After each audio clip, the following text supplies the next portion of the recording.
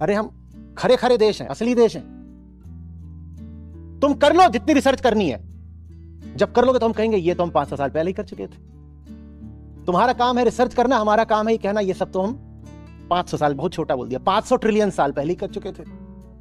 तुम रिसर्च करके लाओ, रखो यहां पे ना, हमें कुछ नहीं करना, हमें बस क्या कहना है ये सब तो हम कब का कर चुके हैं, इसमें क्या कुछ।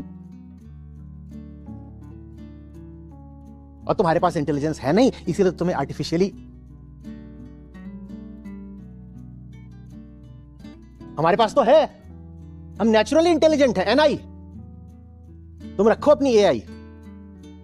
उनके यहां एस्ट्रोनॉट होते हैं तो खोज करते हैं, हमारे यहां एस्ट्रोटॉक होता है। तुम्हें बड़ी मेहनत करनी पड़ती है,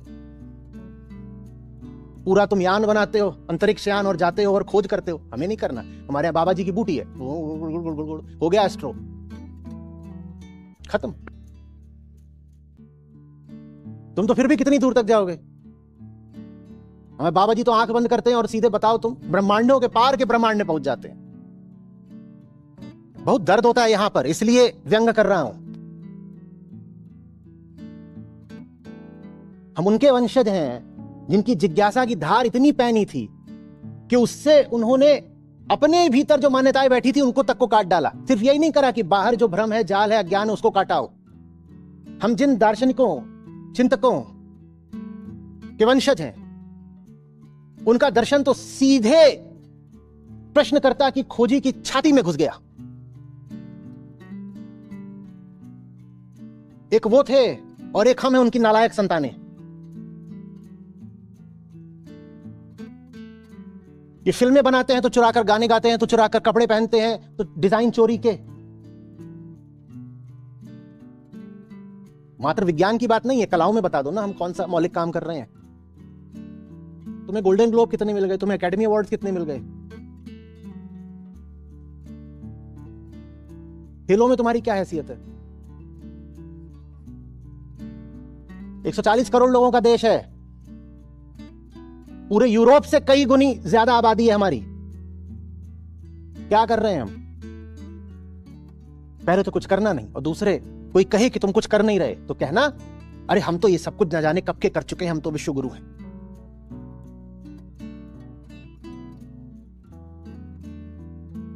देखो चीन को कि वहां कितने पेटेंट फाइल होते हैं हर साल, और फिर भारत को देखो, क्वालिटी ऑफ रिसर्च वहां की देखो और यहां की देखो। और अभी मुश्किल से 30-35 साल पहले तक चीन और भारत की आर्थिक स्थिति बिल्कुल एक बराबर थी। लगभग 1985-90 तक चीन में भारत में कोई अंतर नहीं था। थोड़ी उनकी सी आबादी ज्यादा थी बस, उसके अलावा प्रति व्यक्ति आय बिल्कुल एक जैसी थी। बल्कि कई मामलों में हम बेहतर थे, हमारे इंस्टीट्यूशंस उनसे बेहतर थे।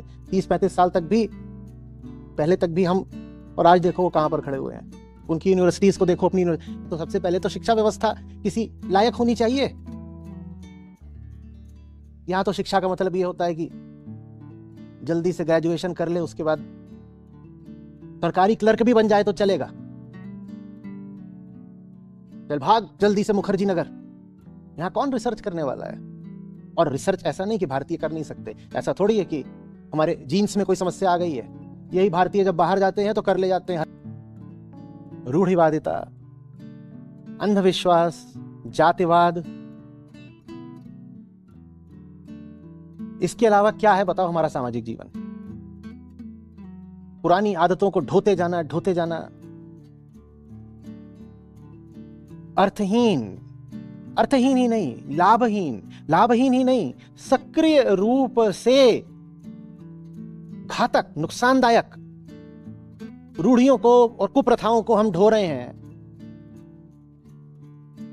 और शिक्षा से हम इसीलिए घबराते हैं क्योंकि शिक्षा आ गई तो ये सब चीजें हटेंगी। हम यूनिवर्सिटीज की बात कर रहे हैं। साउथ ईस्ट एशिया लगभग उसी समय पर आजाद हुआ जब भारत हुआ था। जितने सब आप देश जानते हो,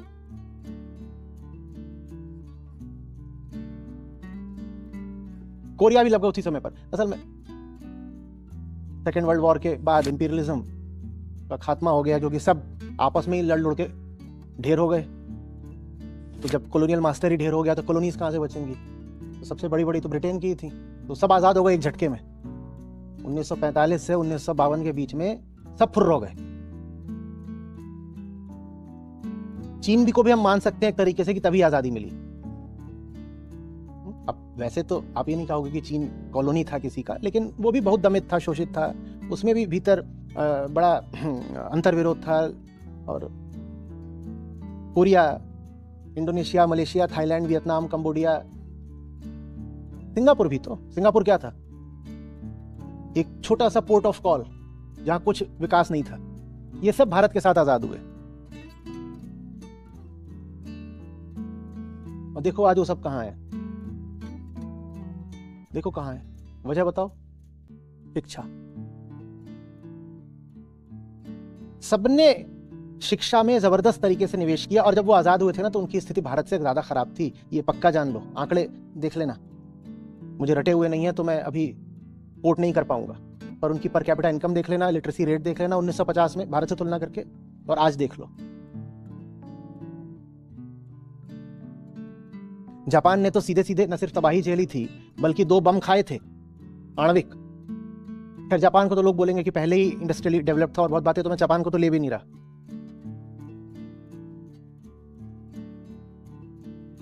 देखो कहां पहुंच गए, क्योंकि उन्होंने ये माना कि हम अशिक्षित हैं, हमें कुछ पता नहीं, हमारे बच्चों को सबसे ज्यादा शिक्षा की जरूरत है। हमने कहा शिक्षा काय को चाहिए, हमारी परंपरा काफी है, शिक्षा चाहिए काय के लिए? माँ बाप ही तो गुरु होते हैं। माँ बाप चाहे खुद बिल्कुल काला अक्षर भैंस बराबर हो तो भी माँ बाप गुरु होते हैं। शिक्षा की जरूरत क्या है? तो जीडीपी के प्रतिशत के तौर पर भारत ने शिक्षा में सबसे कम निवेश किया, और जो भारत से भी ज्यादा गरीब थे उन्होंने शिक्षा में कहीं ज्यादा निवेश किया। हमारे यहां तो शिक्षा का यह हाल कि उत्तर प्रदेश में अभी 1-2 दशक पहले तक खुद सरकारें बोर्ड परीक्षाओं में नकल कराया करती थी। ये हो गया, दे दो कि 10वीं पास है, काहे के लिए परेशान करते हो गरीब के लड़के को?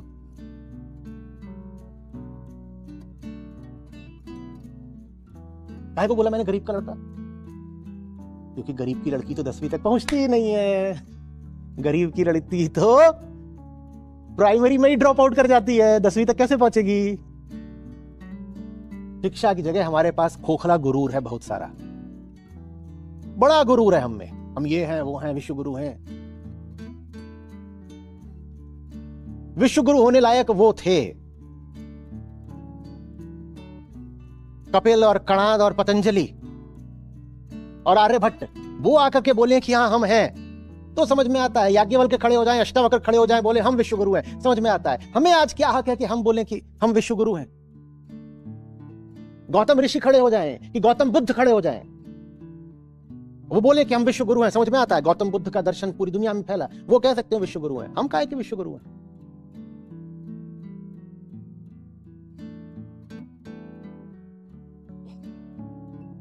शिक्षा बेटा, शिक्षा।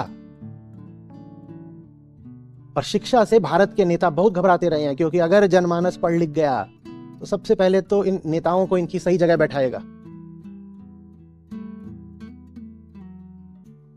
नेताओं के हक में है एक अशिक्षित इलेक्टोरेट। जनता जितनी अनपढ़ होगी, गंवार होगी, उसको उतनी आसानी से बेवकूफ बनाया जा सकता है ना। तो बताओ नेता लोग काहे के लिए शिक्षा में निवेश करें?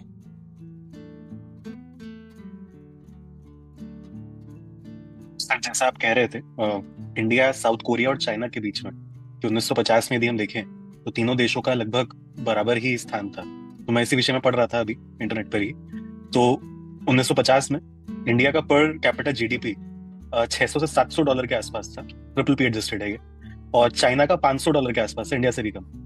और साउथ कोरिया का $800 के आसपास था। और जो शिक्षा दर है वो भी, हाँ, और तीनों का लगभग अगल बगल ही है। चीन का तो हमसे कम है, और आज देखोगे तो चीन का हमसे है 5 गुना, और पीपीपी एडजस्टेड भी लोगे तो 3-3.5 गुना है जी।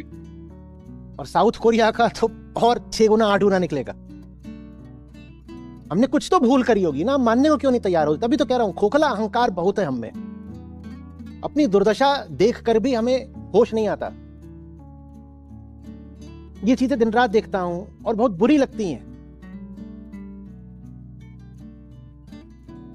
बड़ी चोट लगती है कि क्या हमारी संभावना थी और क्या हम बनकर रह गए हैं। कितने गोल्ड मेडल लाए हो इस बार ओलंपिक में? अरे बोल दो मुंह से, बस गर्दन का हिला रहे हो? जी, शून्य। है, तभी भारत ने शून्य का आविष्कार करा था।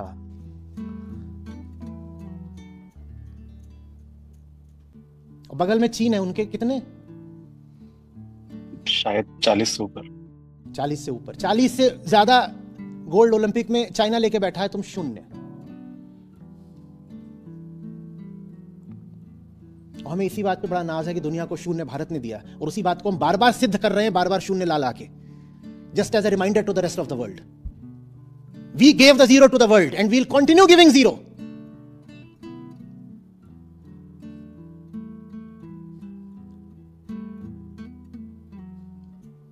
नहीं लगता बुरा? हाँ, और आंकड़े हैं, जैसा तुमने अपने सवाल में ही कहा था, जिनमें हम सबसे आगे आगे चलते हैं। दुनिया की कोई भी जलील चीज पकड़ लो, जहां तुम्हारे देश का नाम ही नहीं होना चाहिए कायदे से, वहां तुम्हारे देश का नाम टॉप 10 में आएगा।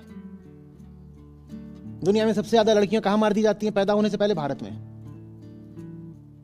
दुनिया भर में जितनी फीमेल फीटिसाइड इन्फेंटिसाइड होती है, उसका 80, 90, 95% भारत में होता है।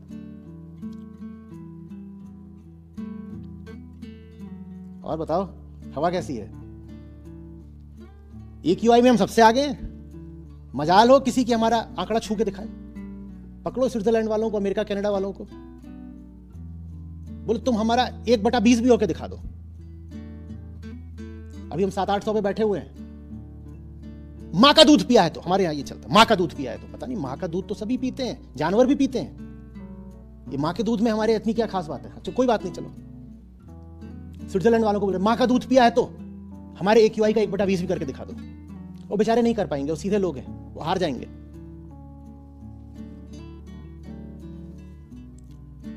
इन्फेंट मोर्टेलिटी रेट उठा लो, स्कूलों से बच्चों का ड्रॉप आउट रेट उठा लो,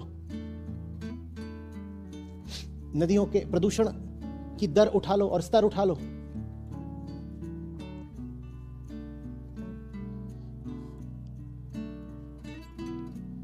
सरकार में भ्रष्टाचार की रैंक उठा लो।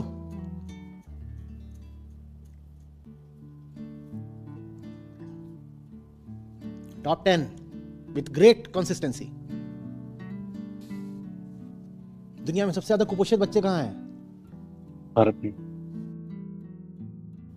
लाज हमको लेकिन नहीं आती, गुरूर नहीं टूटता। और मैं हमसे कह रहा हूं, जब तक हमारा ये खोखला आत्मविश्वास टूटेगा नहीं ना, जब तक राष्ट्रीय स्वाभिमान के नाम पर हम बस अतीत की धूल फांकते रहेंगे, तब तक हमारे वर्तमान में कोई प्रगति नहीं हो सकती।